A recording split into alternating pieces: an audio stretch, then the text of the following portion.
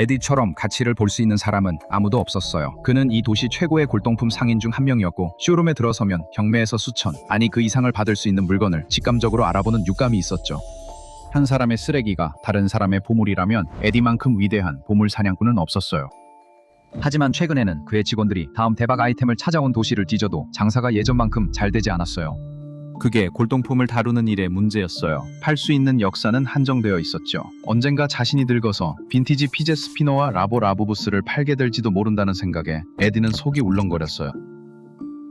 그러던 중 그의 직원 중 한 명이 유망한 소식을 들고 연락해왔어요. 에디, 이봐. 그가 전화 너머로 또렷하게 말했어요. 믿기 힘들겠지만 내가 공원에서 진짜 보물을 발견했어. 정말 멋진 물건이야. 우리가 조금만 손보고 보고 나면 아마도 거기서 날 애태우지 말라고. 친구.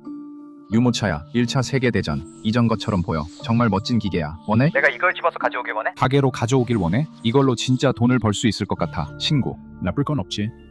에디는 큰 기대를 하지 않았어. 그 중개인은 전에 가짜 물건이나 싸구려 짝퉁을 가져온 적이 있었거든. 그래도 시도해볼 가치는 있었지. 특히 요즘처럼 건질만한 물건이 귀할 때는 말이야. 에디는 사무실에 몇 시간 더 머물면서 그 중개인이 값진 무언가를 가져오길 기다렸어. 하지만 그 중개인은 끝내 나타나지 않았지. 전화도 문자도 없었어. 그건 이상한 일이었어. 이 중개인이 좋은 물건을 가져오는 데는 별로 신뢰가 없었지만 개인적으로는 항상 믿을 만한 사람이었거든. 그가 오지 않았다면 분명 무슨 일이 생긴 거였지. 에디는 근처 공원으로 차를 몰고 가서 사라진 중개인을 찾기로 결심했어. 하루가 저물어가고 있었고 멀리서 해가 지고 있었지. 그곳에는 바른 사람이 없는 것 같았어. 이상했지. 그는 중개인에게 전화를 걸어봤지만 아무런 응답이 없었어. 이상하게도 전화를 거는 도중에 그는 뭔가를 들었어. 익숙한 벨소리였지. 그는 소리를 따라가다가 나무 밑통에 놓여있는 그의 중개인의 아이폰을 발견했어. 벨소리가 울리고 있었지. 화면에는 거미줄처럼 금이가 있었어. 그걸 보는 순간 그는 끔찍한 불안감이 밀려왔어. 하지만 고개를 들어 올려다보는 순간 그 불안감은 사라지는 것 같았어. 그래, 거기 있었어. 유모차가 중개인이 말한 그대로였지.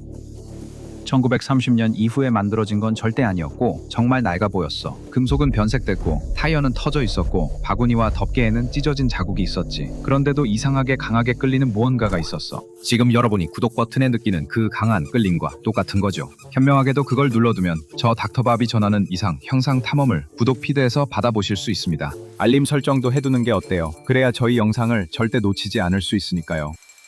에디가 이 유모차를 절대 놓치지 않으려 했던 것처럼 그는 그 매혹적인 골동품에 다가가 거의 본능적으로 손잡이를 움켜잡았습니다. 마치 전기가 팔뚝을 타고 흐르는 듯한 느낌이었죠. 공원의 고요한 정적은 갑자기 유모차 안에서 울려 퍼지는 큰 울음소리로 바뀌었습니다. 그 광경에 에디는 숨이 멎을 듯한 충격을 받았습니다. 유모차 안에는 아기가 있었습니다. 정말로 충격적인 광경이었죠. 그 아기는 비참하고 상처 입은 모습이었으며 마르고 떨고 있었습니다. 굶주리고 다친 듯 보였고 멍든 눈으로 울며 앙상한 팔다리를 떨고 있었습니다. 그는 이전에 한 번도 이렇게 깊은 동정심을 느껴본 적이 없었습니다. 그는 인생에서 그 어떤 것보다도 이 아기를 달래고 어떤 형태로든 위로를 주어야 한다는 것을 확실히 알고 있었습니다. 그는 아기를 달래려고 억지로 달래는 소리를 냈고 유모차를 밀며 좁은 원을 그리며 돌았습니다. 그렇게 하면 아기가 진정될까 싶어서였습니다. 그는 계속해서 걷고 또 걸었습니다. 시간이 지나면서 아기가 점점 나아지는 것을 그는 알아차렸고 그 사실에 미소를 지었습니다.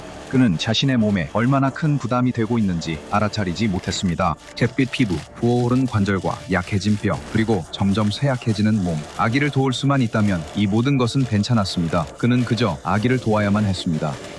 곧 유모차는 멈춰섰고 에디는 그 뒤에서 먼지로 변해버렸습니다. 이제 유모차는 완벽하게 깨끗해졌습니다. 수천 달러에 팔릴 것이고 그 안에는 아름답고 건강한 아기가 앉아 있었습니다. SCP-382, 일명 귀신 들린 유모차에는 뭔가 독특하게 잔인한 점이 있습니다. 세상에는 돈, 성, 소원 성취 같은 유혹을 이용해 희생자들을 폭력적이고 끔찍한 죽음으로 이끄는 변칙 현상들이 많이 있습니다. 이런 것들은 사람의 생명이나 심지어 불멸의 영혼까지도 빼앗아갑니다. 382는 다릅니다. 세상에서 가장 자연스러운 본능, 자신보다 더 작고 약한 어린 존재를 보호하려는 본능을 이용해 당신을 죽입니다.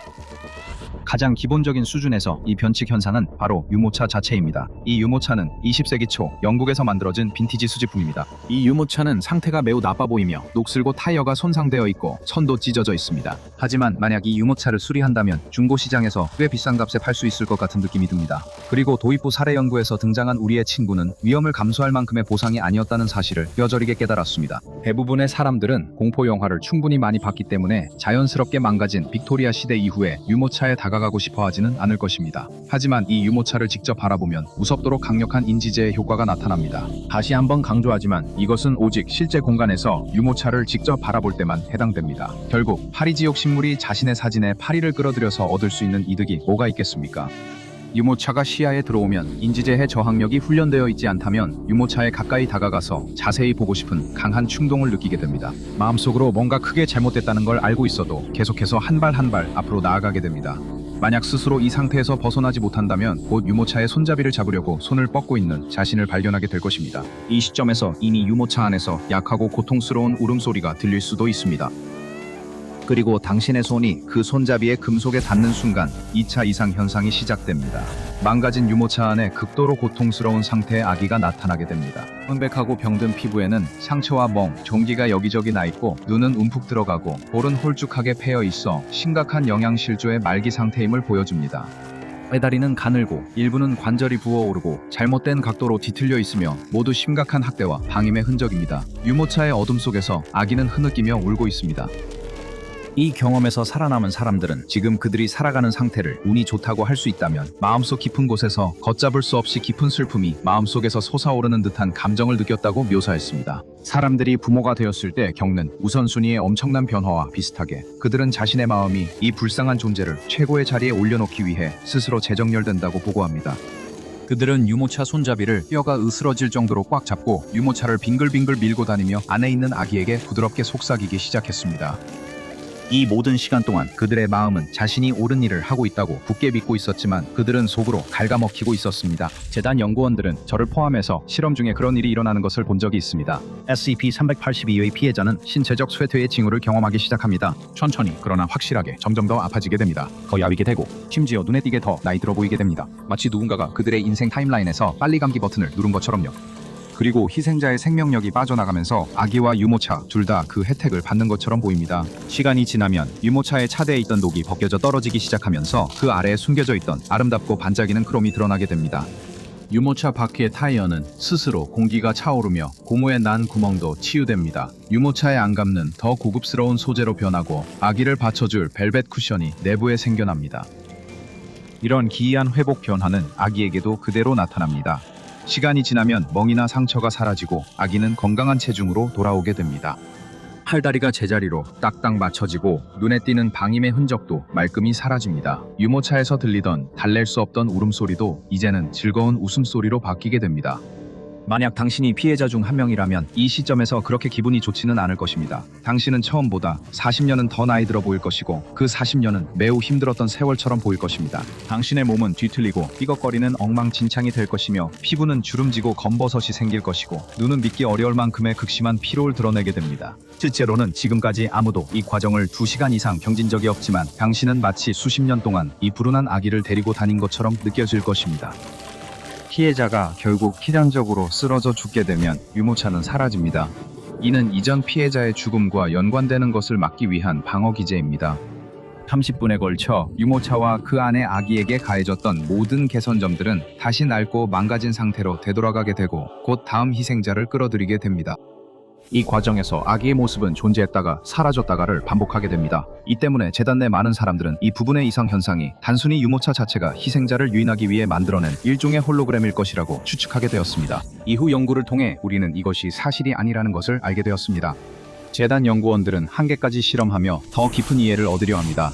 마치 선장이 자신의 배 밑바닥으로 항구의 모든 암초를 찾아내려는 것과 같습니다. 목격자 진술과 초기 실험 결과 모두 SCP-382 유모차와 접촉한 사람이 2시간 이상 살아남은 적이 없다는 것이 확인되자마자 연구원들은 즉시 피해자가 더 오래 버틸 수 있는 적절한 조건을 만들 수 있을지에 대해 고민하기 시작했습니다. 아무도 변칙적인 인물이 유모차와 접촉하도록 허가할 수는 없었지만 유모차가 피해자의 생명력을 흡수하는 것으로 보였기 때문에 다음 단계는 명확했습니다. 만약 그들이 유모차가 2시간 안에 흡수할 수 있는 것보다 더 많은 생명력을 가진 사람을 찾을 수 있다면 어떻게 될까요? 그 때문에 그들은 짐 렌달이라는 D계급 인원에게 눈을 돌리게 되었습니다. 그는 젊은 아내와 그녀가 바람을 피운다고 믿었던 남성을 살해한 혐의로 2건의 살인죄로 유죄 판결을 받기 전까지 완벽한 신체 건강을 자랑하는 퍼스널 트레이너였습니다. 그는 교도소 체육관에서 이 운동 습관을 유지하다가 재단에 의해 D계급 인원으로 스카우트되었습니다. 그의 뛰어난 신체 건강과 아직 20대 중반이라는 사실 덕분에 그는 최신 SCP-382 실험의 이상적인 후보가 되었습니다. 그는 실험실로 데려와져서 유모차에 다가가 손잡이를 잡으라는 지시를 받았습니다. 물론 유모차의 변칙적인 효과 덕분에 굳이 지시를 받지 않아도 이미 그렇게 하게 되어 있었습니다. 그는 다가가서 손잡이를 잡은 뒤 다른 사람들과 똑같이 행동했습니다. 그는 유모차를 끌고 원을 그리며 걸었고 안에 있는 다친 것처럼 보이는 아기에게 달래는 말을 속삭이며 중얼거렸습니다. 그리고 연구원들이 초시계를 작동시키자 퇴화가 시작되었습니다. 모두가 여러 번 봐왔던 것처럼 짐은 근육의 선명함과 신체 조정 능력을 잃기 시작했습니다. 수년 동안 자신을 단련해온 젊은 남자가 카프리선처럼 조금씩 빨려나가듯 쇠해가는 모습을 보는 것은 충격적인 일이었습니다. 하지만 재단 연구원들은 이런 광경에 마음을 단단히 먹는 법을 이미 오래전에 배웠습니다. 하지만 적어도 재단의 가설이 효과를 보고 있는 것처럼 보였습니다. 짐이 쇠약해지는 속도를 보면 적어도 2시간보다는 조금 더 오래 버틸 것 같았습니다. 그리고 정말로 어떻게 한 남자의 비정상적인 생존이 다른 여러 사람의 죽음으로 이어질 것이라고 알 수 있었겠습니까? 2시간이 다가올 무렵 짐은 마치 잘못된 성배를 마신 사람처럼 보였습니다. 거의 미라가 된 듯한 걷는 시체처럼 앞으로 비틀거리며 조심스럽게 죽음의 행진을 이어가고 있었습니다. 유모차는 원래 깨끗한 상태로 돌아왔고 안에 있던 아기는 행복하고 건강했습니다. 아직 피해자가 살아있는 동안 이 이상 현상이 이렇게 좋은 상태인 것을 본 사람은 아무도 없었고 앞으로 무슨 일이 일어날지 예상한 사람은 더더욱 적었습니다.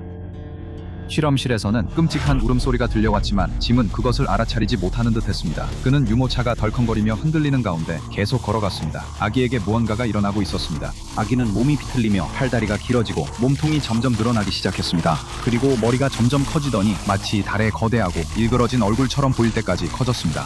입에는 송곳니처럼 날카로운 이빨이 줄지어 있었습니다. 연구원들이 경비원과 기동 특무부대를 호출하기 위해 비상 버튼을 누르고 있을 때 아기는 짐 렌달의 바싹 마른 머리를 입으로 꽉 물었습니다. 그 아기는 불온한 전 물리치료사였던 짐 렌달을 삼키기 시작했고 그의 신발만이 목구멍으로 사라지고 있었습니다. 하지만 짐이 완전히 사라졌음에도 불구하고 아기는 여전히 배가 고팠고 근처에 다른 먹잇감이 있다는 것을 감지할 수 있었습니다. 그 괴물 같은 아기는 실험실을 기어다니며 문을 뜯어내고 관찰실로 쏟아져 나왔습니다.